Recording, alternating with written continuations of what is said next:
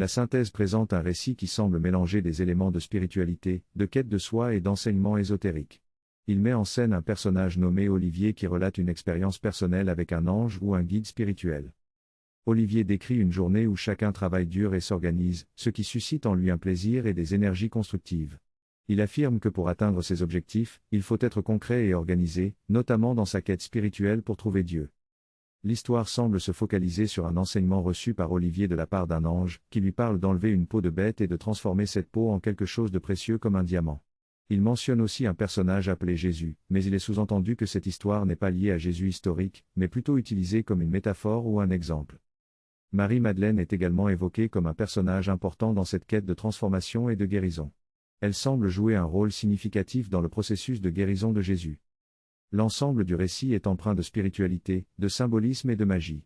Le texte met en avant l'importance de la foi, de l'amour, de la pureté et de la confiance pour accomplir des transformations spirituelles profondes. Il est à noter que certaines parties du texte peuvent sembler confuses et difficiles à interpréter. Cependant, il semble transmettre un message de quête spirituelle, de croissance personnelle et d'éveil de conscience. La synthèse présente une série de réflexions et d'enseignements donnés par le narrateur, Olivier, sur différents sujets spirituels et philosophiques. Il mentionne l'importance de croire en la divinité présente en chaque être humain. Selon lui, lorsque quelqu'un croit en vous avec amour et voit la divinité en vous, cela fait apparaître cette divinité en vous. En revanche, si on ne croit pas en votre divinité intérieure, cela peut éteindre la lumière de votre âme et vous empêcher de réaliser votre plein potentiel. Olivier raconte ensuite une histoire liée à Jésus, Marie-Madeleine et Saint Jean, qui auraient formé un corps de lumière en Jésus grâce à leur amour, leur amitié et leur dévotion. Cette formation d'un corps de lumière aurait permis à Jésus de comprendre sa mission divine et de réaliser son potentiel spirituel. Il aborde également le sujet de l'éducation et de l'importance de grandir dans un environnement aimant et propice à l'épanouissement spirituel. Selon lui, l'éducation et l'influence du cadre dans lequel on évolue sont essentielles pour former notre être et déterminer notre destinée. Olivier souligne le rôle des 5 sens dans la construction de l'individu, en particulier le sens du toucher et du goût. Il explique comment ces sens sont primordiaux et influencent la construction de l'être humain depuis son plus jeune âge. Enfin, il met en avant l'importance de vivre dans le monde de l'éternité et de l'immortalité plutôt que dans celui de la mort, symbolisé par la peau de bête. Selon lui, les Esséniens détenaient des connaissances et des pratiques liées à l'immortalité, et il encourage les auditeurs à se tourner vers cette voie spirituelle pour former leur être intérieur.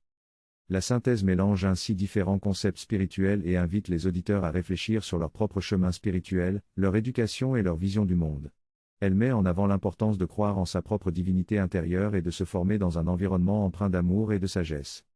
Il semble que le texte parle du développement d'un corps subtil, d'une sorte de corps spirituel ou énergétique, qui permettrait de se connecter à des mondes plus vastes, invisibles à nos sens habituels.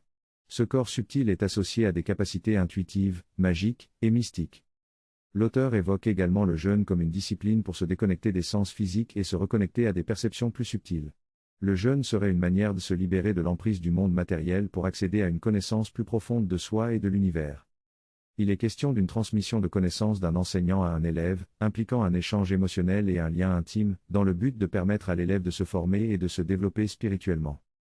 Le texte mentionne également l'idée de se reconstruire ou de se refaire un corps, ce qui pourrait être une métaphore pour transformer sa perception du monde et de soi-même, passer d'une vision matérialiste à une compréhension plus spirituelle. Enfin, il semble y avoir une aspiration à construire une communauté ou une nation forte, basée sur une sagesse profonde et une connexion au monde invisible. Le texte évoque différentes idées liées à la spiritualité, la nature, et la façon dont les êtres humains interagissent avec le monde qui les entoure. Certaines des idées principales sont les suivantes. 1. Il est question de Saint Jean, Jésus, et Marie-Madeleine, qui semblent être utilisés comme symboles pour représenter des figures spirituelles ou religieuses. 2. Le texte parle d'une nécessité de se regarder les uns les autres avec compassion et compréhension, car les gens sont pollués par des influences négatives. 3. Il est question de magnétisme qui étouffe, peut-être faisant référence à des forces négatives ou des énergies néfastes qui peuvent opprimer les individus. 4. Le texte souligne l'importance de la purification personnelle, du travail sur soi, et de la découverte de soi pour atteindre un état de clarté et de transparence. 5. Il mentionne la tradition et l'héritage familial, soulignant l'influence que les ancêtres peuvent avoir sur notre propre développement. 6. L'importance de l'organisation et de l'harmonie avec la nature est mise en avant, avec des références à des rituels ou des pratiques spirituelles liées à la nature. 7. Il est suggéré que l'honnêteté est essentielle et que, où les individus doivent apprendre à laisser parler les choses sans intention ou préjugés. 8.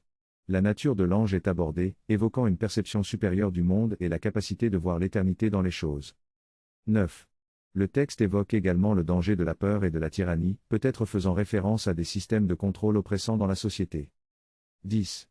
La vidéo mentionne la possibilité d'apprendre à interagir avec les esprits de la nature et de devenir des intermédiaires entre différents mondes.